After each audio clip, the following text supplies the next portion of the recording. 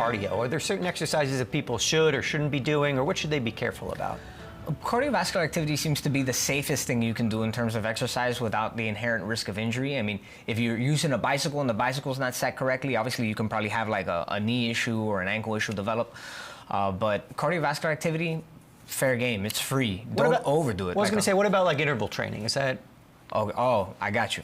All right, so for interval training, if you don't have a good cardiovascular base, it'll surprise you. I mean, that stuff is rather intense. And the thing is, like, when interval training, when they say, oh, just go really hard for 10 seconds, that's not a really good indicator, because you can go hard, too hard. Right? So what we recommend is, all right, let me backtrack for a second just to give you an underlying mechanism of it. So interval training is when you're performing that cardiovascular activity, it's very for a short duration of time. So there's something called a Tabata, which can be a 10-second very aggressive activity with a 20-second rest, and that can last for about 4 minutes.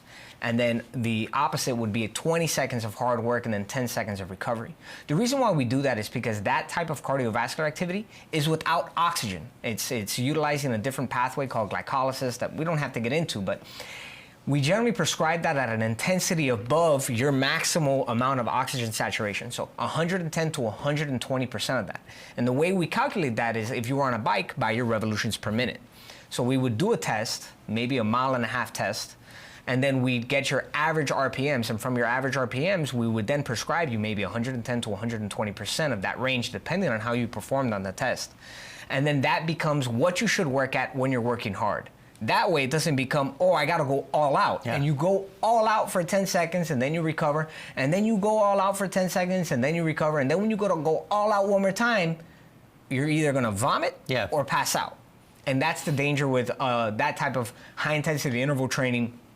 You should have a rather decent cardiovascular base before you try and embark on something like that, or just pace yourself through it that first time and make sure you perform it as safely as you can.